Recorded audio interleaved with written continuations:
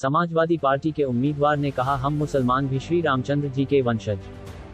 Samajwadi party के उम्मीदवार ने कहा हम मुसलमान भी श्री रामचंद्र जी के वंशज। यूपी विधानसभा चुनाव में समाजवादी पार्टी के उम्मीदवार अशफाक डब्लू ने एक बयान देकर सुर्खियां हासिल करने में कामयाब हो गया है।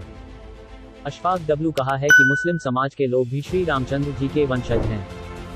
ऐसे में उनके इस बयान से समाजवादी पार्टी की चिंता बढ़ गई है। उनके इस बयान ने सपा के साथ साथ आम लोगों को भी चौंका दिया है। यूपी विधानसभा चुनाव के 3 चरण पूरे हो गए हैं, वहीं चौथा चरण की वोटिंग 23 फरवरी को होने वाला है। दरअसल रविवार शाम को समाजवादी पार्टी के शहर उत्तरी के उम्मीदवार ने अपने चुनावी दफ्तर का उद्घाटन किया करने के दौरान मीडिया से भी बात की।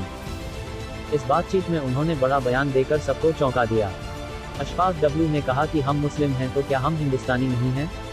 आप कहते हैं जय श्री राम, हम भी भगवान राम के वंशज हैं। इस पर अयोध्या से वाराणसी पहुंचे छावनी परिषद के पीठधीश्वर स्वामी परमहंस ने अपना प्रतिक्रिया देते हुए कहा है कि राम के अस्तित्व को अगर किसी ने स्वीकार किया है तो अच्छी बात है, लेकिन जो राम भक्तों पर गोलियां चलाने वाला राम के अस्तित्व को कैसे मान लेता? यदि वो राम के वंशज हैं तो उन्हें सपा में शामिल होना ही नहीं चाहिए था। ये बयान सिर्फ वोट के लिए है। हालांकि मुसलमानों द्वारा राम के बारे में इस तरह का बयान कोई नई बात नहीं है।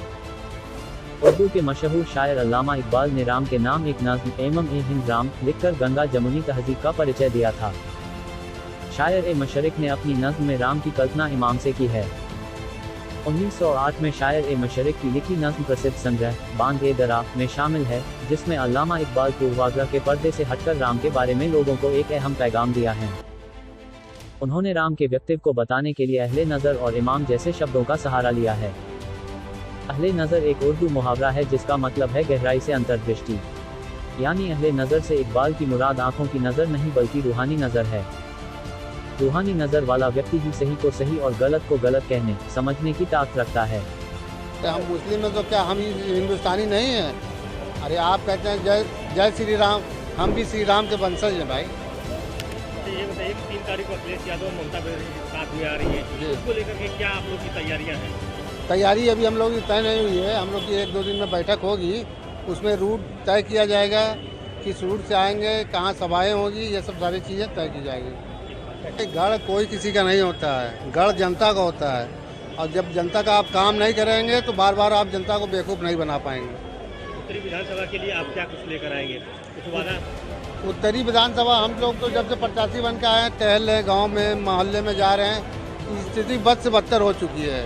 कहीं नाला बह रहा है, कहीं सड़क नहीं है, कहीं रोड नहीं है, कहीं पानी की समस्या नहीं है। जो बुनियादी समस्या है उत्तरी उससे कोसों दूर है। क्या लग रहा है कि ये जो जन समर्थन आपको मिल रहा है वो वोटों में क्या कन्वर्ट हो पाएगा? देखिए भाई, पूरे प्रदेश में, ये उत्तरी विधानसभा में नहीं, पूरे प्रदेश में समाजवादी पार्टी की लहर चल रही है, और जनता जो है अब इनसे ऊब चुकी है। इनके झूठ से सिर्फ इनके पास एक नारा है, इलेक्शन आता है हिंदू मुसलमान, हिंदू मुसलमान, बस यही एक